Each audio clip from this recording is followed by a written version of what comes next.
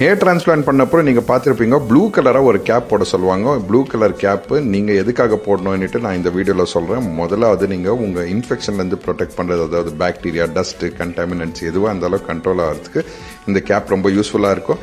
ரெண்டாவது நீங்கள் பார்த்தீங்கன்னா ஆக்சிடென்டல் டச்சிங், அதாவது நம்மளுக்கே தெரியாத நம்ம அப்பப்போ நம்ம கிராஃப்டட் ஏரியாவில் கை போடுறதோ இல்லை தெரியாத தேய்ச்சிக்கிறதோ இல்லை சொரிய போகிறதோ இதெல்லாம் ஆகாததுக்கு இந்த கேப் வந்து ரொம்ப யூஸ்ஃபுல்லாக இருக்கும். நீங்கள் வேலைக்கு போனால் கூட உங்களுக்கு ஏதாவது டிரான்ஸ்பிளான்ட் ஆயிருக்குன்ட்டு தெரியாத இருக்கிறது இது கவராகவும் இருக்கும். மூணாவது நீங்கள் பார்த்தீங்கன்னா சன் எக்ஸ்போஜரை வந்துட்டு டைரக்ட் சன்லைட் ஆச்சுன்னா நம்ம கிராஃப்ட்ஸ், புது கிராஃப்ட்ஸ் வந்து டெஃபினட்டாக எஃபெக்ட் ஆகும். அது கண்ட்ரோல் பண்ணுறதுக்கு இந்த கேப்பு ரொம்ப யூஸ்ஃபுல்லாக இருக்கும். நாலாவதாக நீங்கள் பார்த்தீங்கன்னா நம்ம ஸ்வெல்லிங்கு, அதாவது நீங்கள் பார்த்துருப்பீங்க ஹேர் டிரான்ஸ்பிளான்ட் வந்து ஸ்வெல்லிங் வந்துச்சு, எனக்கு கூட வந்துருந்துச்சு. அது கண்ட்ரோல் பண்ணுறதுக்கும் இந்த கேப் வந்துட்டு யூஸ்ஃபுல்லாக இருக்கும். அஞ்சாவது ஹைஜீன் மெயின்டைன் பண்ணோம்.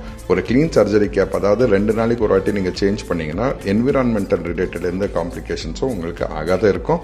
ஆறாவது நீங்கள் பார்த்தீங்கன்னா எக்ஸ்டர்னல் ட்ராமா, ஏதாவது ஆக்சிடென்டல் பம்ப்ஸ், நீங்கள் கார்லேருந்து இறங்குறப்போ இல்லை எங்கேயாவது தெரியாத நீங்கள் அடிப்படுறதோ இதெல்லாம் கண்ட்ரோல் பண்ணுறதுக்கு இந்த கேப் யூஸ்ஃபுல்லாக இருக்கும்.